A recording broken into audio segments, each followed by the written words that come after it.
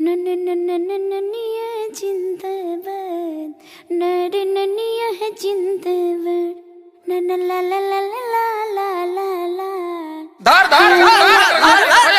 के बरसो चल चल भैया बोली ला। अरे छोड़ छोड़ ओहो चलते नु बनी आदिशक्ति फिल्म्स नकारी बरिया रे जी तू रब पिचकारी जी के जाल फेकम रउआ के तन न फंसे ये बरारी जी ए महंगा पलहंगा न लटाई घाटा लग जाई भाव उचित बताई छौ बहनी कराई ताजे तना रुपिया कहबू तो हके तने रुपिया दे सुन साली हो अब हवा कैसे पसेरी 2 रुपिया हो 2 रुपिया 2 रुपिया हो 2 रुपिया चोली रंगाई दे 2 रुपिया हो चोली रंगाई दे 2 रुपिया हो साया रंगाई पौने 2 रुपिया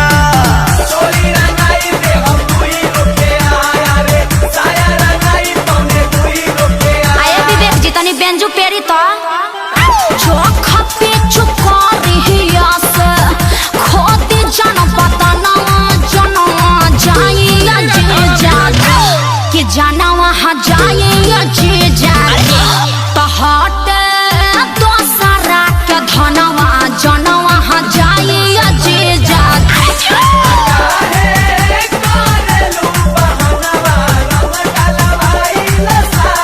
Come on ओ या हाय रे टके जवानी हजेजो अतना मोलाई करवाए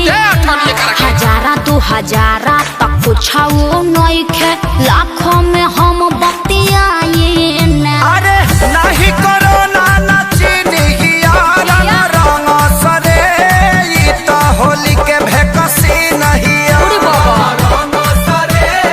ई तो खपेरा मसी नहीं दोसर दुआर जाके देखी ओनिया रंग फेंकी छिट्टा माल ना भेटाई अरे कहता आधा काठा लिख दे हबखे अरे पूरा लिख दे बाकी डालब भर पे आरी खेत बेचवा बनबो का ब्यास तो तहार का जाता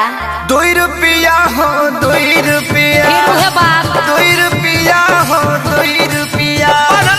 चोली रंगाई दे हो 2 रुपिया हो No. चोली रंगाई दे हो 2 रुपिया साया रंगाई पौने 2 रुपिया चोली रंगाई दे हो 2 रुपिया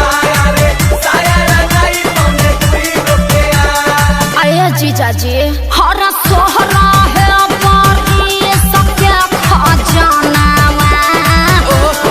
पर बहजी जहाँ तूने हम अरे कौन पार्टी फेंकता रे एकरा बहिन का बढ़िया देव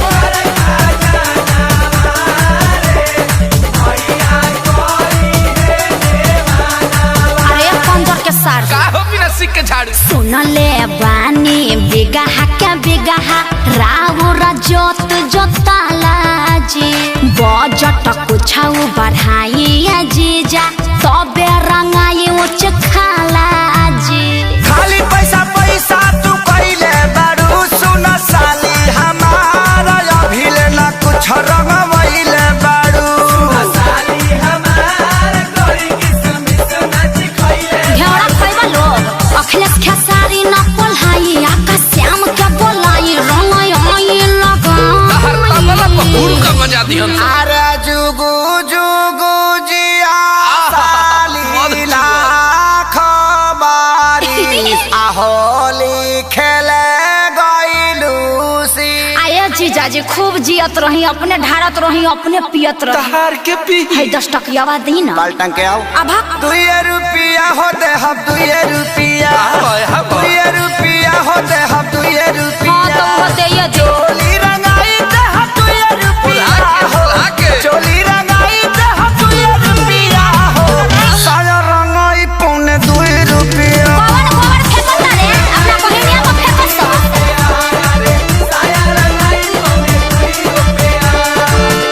लहई चरनिया चोली किन के राज कर, अपना हिट मशीन जीजा जी पर नाज कर।